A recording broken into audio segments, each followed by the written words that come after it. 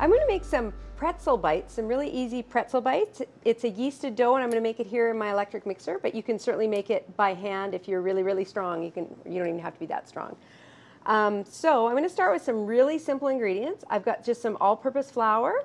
I've got some instant yeast, some sugar, and some salt, and some water. That's what I'm going to start with, and I'm later going to add some butter to this to make it a more enriched dough, to give it a little bit more flavor and a little more elasticity. So I'm going to start by putting my flour in my electric mixer. Then I'm going to add my instant yeast. Instant yeast can be added right to the dry ingredients. You don't have to proof it first like you do with dry active yeast. Then I've got just a little bit of sugar, just allows the yeast, gives the yeast something to wake up to, and a little bit of salt. Typically, bread products often use salt just to add a little bit more flavor to the flour. And I'm just going to mix this up a little bit with my paddle just to get those ingredients all well distributed. And then I'm going to add some water. And I want sort of just room temperature water or body temperature water. You don't want it to be too hot. Too hot will kill your yeast. Too cold will just slow down your process a little bit. So always err on the side of cooler water rather than water that's too hot. Now I'm just going to turn this on low a little bit just to get this started mixing. And I want to start with my paddle attachment.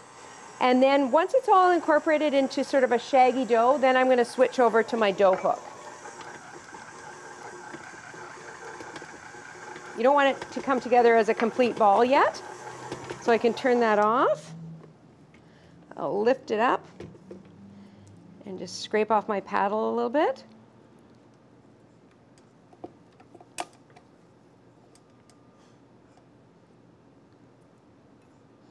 And it's kind of a messy process, but I like to feel how my dough is feeling. I like to get in there with my hands and feel that everything's distributed well. So I do like to use my hands often when I'm making bread.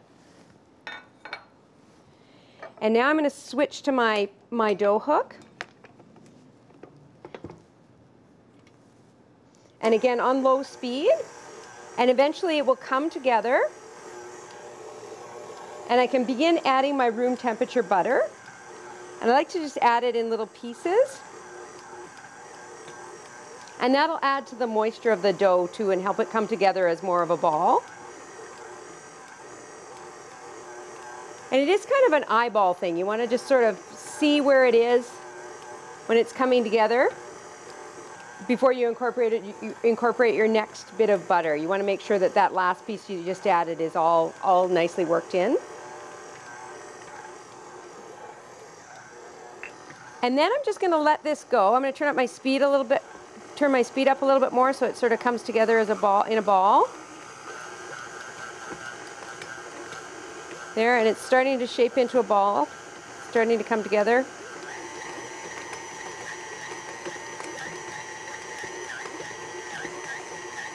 And then I'm going to let this go on low speed. Once it comes into a ball, I'm going to let it go for about 6 minutes on my mixer. If you're doing it by hand, you want to knead it for about 10 minutes because you certainly don't have the same kind of power. It's quite a dry, stiff dough. That's what makes pretzels sort of break apart and nice and firm and chewy. So it's typically drier than what you'd use for a bread dough. Okay, so that's coming together. So I'm just going to let that go for the required time, about 6 minutes. It'll be nice and smooth and elastic, but still quite stiff. Okay, so now my pretzel dough is finished kneading. I had my timer set for about, I set a timer typically so that I know how long it's been in there for. And then I can feel it and make sure that it's the right consistency. And it's quite stiff. Typically your bread dough doesn't look like this. It's not usually this stiff. But again, this is what will make your pretzels nice and chewy. Move my mixer out of the way. And I always like to knead it a little bit by hand just so that I make sure that the feeling is right with the dough, to make sure that it has that elasticity that I'm looking for. And this just comes with making lots of pretzel dough and making lots of bread doughs and sort of knowing how it should feel. But hopefully this video helps you with how it should look. But it's quite stiff. And then I just want to stretch and fold it a little bit, make sure it's nice and elastic. So I'm folding it over with the heel of my hand, pushing it down. So folding it over and pushing it down. And I sort of do that in a circle. I just keep turning it all the way around. And then I have this nice round ball of dough. So now it needs to ferment. So I've got a nice big bowl. You want a bowl that's significantly larger than your dough because it's going to rise. That yeast is going to activate and it's going to rise. And then we need a little bit of oil. I've got just a little bit of canola oil here, something with not too much flavor. You don't want to, and you're just doing this just to keep it from sticking to the bowl. I rub it all over with my hands. And then I pat my dough with the oil as well. And that'll keep my dough from drying out too, especially because it is such a dry dough. And I want to put it in my bowl. And then I'm going to cover my bowl with some plastic wrap. You can use a damp towel as well. That works. What I like about the plastic wrap is I like to write the time that I'm doing this, so I know how long it's been sitting. I just have a terrible memory, and I can't remember when this process finished for me. So it's 2:30, so I'll write down 2:30. So if I think it needs an hour, then I know to look at it. I'll remember what time I started this process. And you just want to put it in a, it doesn't have to be in a warm space, but a warm space is going to speed up the process a little bit. But just put it somewhere where it has an opportunity to rise. You don't want it in a drafty cold place, but somewhere in your kitchen. Nothing too hot. And once it's doubled in size, then you're ready to move on to the next step of proofing. All right, so here's my pretzel dough. It's taken about an hour to double in size. So it's all ready. So I'm going to pull off my plastic wrap. I like to save this plastic wrap because I'm going to use it to keep my dough moist while I'm working with it. So I've got my dough. And what I want to do now is portion it into 8 pieces. So I've got this tool. This is a bench cutter. It's really, really handy if you do a lot of bread baking because it cuts and it's nice and stiff and straight. So it's really the best tool. So I'm going to cut this into 2 pieces, and then I want to cut these into 4 pieces. I want 8 pieces in total. So all these pieces that I'm not working with, I want to put underneath my sheet of plastic. Because it's such a dry dough, it will dry out quickly, and the drier it gets, the harder it is to work with. All right, so then I want to shape this into a tube or into a strand, but I want to make sure I have a nice tight edge on the outside of the strand so that my dough, so my bread forms properly on the inside. So I want to tuck everything in and roll it up, and I want to pinch this seam closed. So I have that nice tight outer shell, and that's what's going to keep my pretzel bites in a nice tube shape. And then I want to start rolling them out. Now, as I'm rolling them, I'm not really stretching because it will just spring back if I stretch it.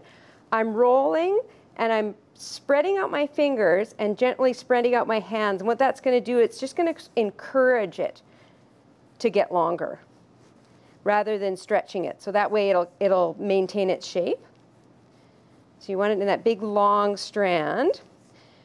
Now, if your pieces get a little dry, if you're working with them, a little bit of water will help too, especially on a different surface. I'm working on a granite counter surface here, but if you're working, say, on a wooden butcher block or a Formica countertop, you can dip your fingers in a little bit of water and just spread it on the countertop. And what that's going to do is make it a little bit sticky. So you don't want a lot, just enough to make them sticky. And that's going to help you roll it, especially when it gets a little bit dry. So those last pieces might be trickier to roll. So now I've rolled it into about 12 inches long, give or take. And then I'm going to use my cutter again to cut them into little pillows.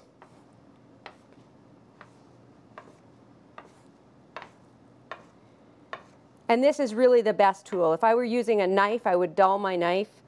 If I was using a spatula, it wouldn't cut it nearly as straight. So it's a really, really great tool if you want to embrace bread making. And then I've just got a parchment-lined baking sheet. It doesn't have to be parchment lined, but I like using parchment and then there's less cleanup. I just want to toss them onto here. And then I'm going to refrigerate them for an hour uncovered. And that'll allow the yeast to develop. That'll allow them to proof a little bit, but not too much. And leaving them uncovered will allow this outer skin to dry a little bit. So you're going to get that crunchy outside of a pretzel. Now, my pretzel pieces have been in the fridge for an hour. So they shouldn't have risen too much. And now I'm ready to add them to my boiling water. So I've got my boiling water. It's about 8 liters of water. And I've got about a half a cup of baking soda. And I'm just going to slowly add. It's going to boil up. So I do have some dry cloths or oven mitts nearby, just in case I have to move it off the heat. Do you want to be a little careful, add it in slowly. Whoops.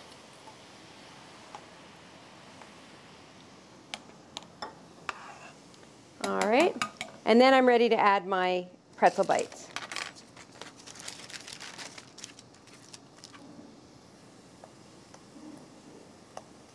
And they don't take long. They take about 20 seconds in the water. And this is what's going to make them nice and chewy. So it's going to soften them up a little bit and make them a little bit chewy. From the boiling water, I'm going to put them onto my baking sheet, sprinkle them with a little bit of salt, and then I'm ready to bake them. They've risen to the top. It's been about 20 seconds or so. Shake them off with a slotted spoon. Just place them on your baking sheet. They're really soft now, and they've plumped up a little bit.